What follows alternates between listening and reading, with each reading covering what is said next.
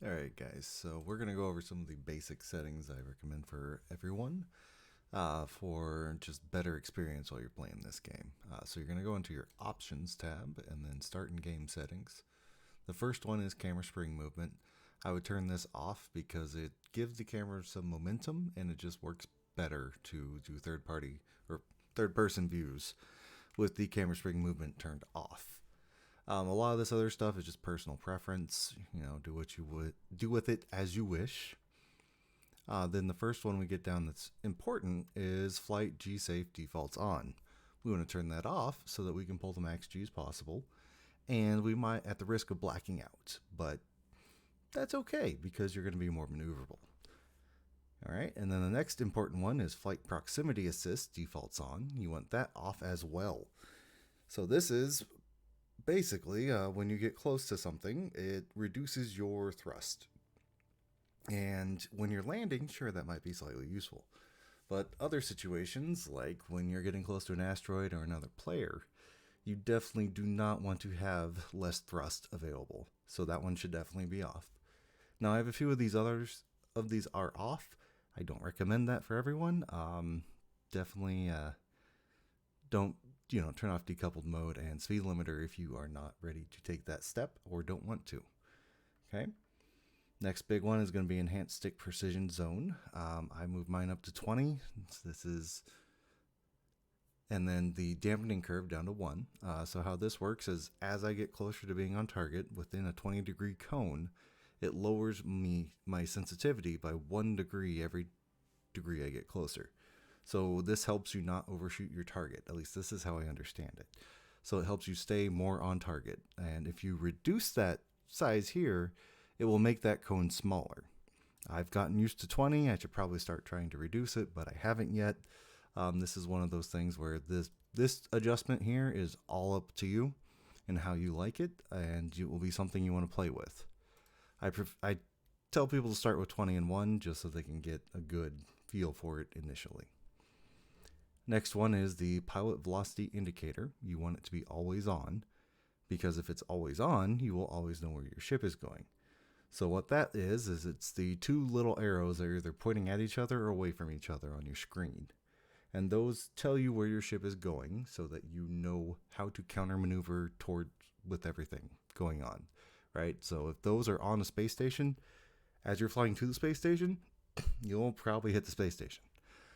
So my advice is whenever you're flying to a space station where you can have like the server grab you or just stutters and loading issues, always point those little triangles, make sure they are not on the space station, so in case something happens you don't coast into it and blow up, right? It's a very useful tool and it helps you adjust where your ship is going better. Okay. Here's another one where the turret ESP dampening curvature I set to 1 and then the zone size is up set to 20. This helps you stay on target really well with your turret aim, and it's just all around a good setting to have. The weapons convergence I usually set to 100, but it seems like it keeps resetting it every time. What this does is if you don't have something targeted, your guns will automatically converge at 100 meters in front of you. This is useful in case you're attacking ground targets.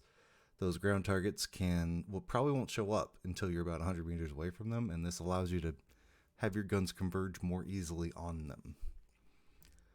As far as fixed versus gimbaled, I prefer fixed because I usually run fixed anyways. A lot of these other settings are just kind of personal preference. The targeting pip there's two settings. There's lead and lag. So what lead is it tells you where the enemy ship is going and where to shoot to hit the enemy ship. What lag is doing is it tells you where your bullets are going and where to shoot to put your bullets on target.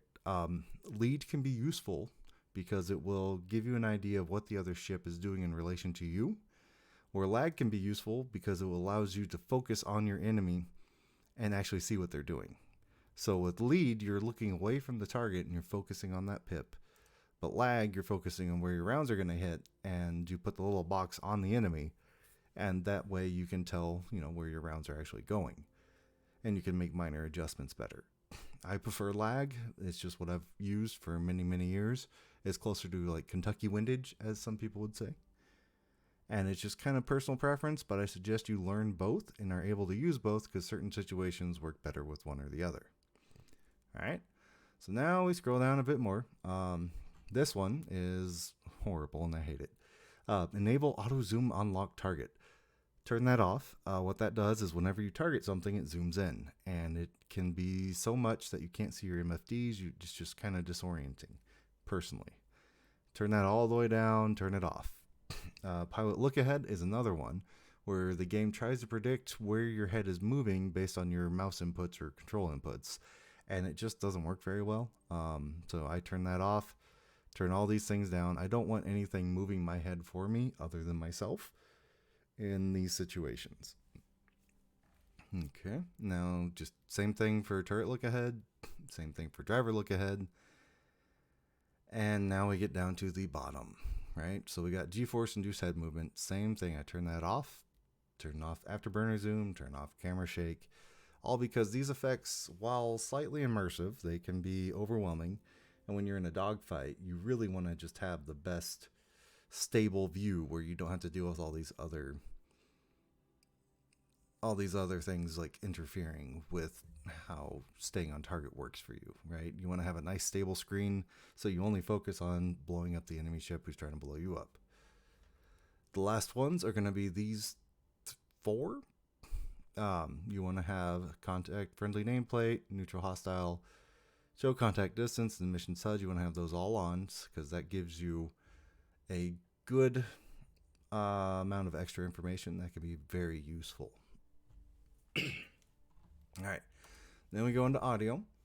In audio, we have audio-driven camera shake. Same thing, turn that all the way down. If you're in something like a Redeemer and you have the camera shake turned all the way up and this turned up all the way, you can hardly see. It feels like you're Michael J. Fox is holding a video camera and you're trying to look through it. It's horrible, and it's just shaking all over the place. All right, now we're going to go over to keybinds. So we're going to go with the mindset that you are on mouse and keyboard.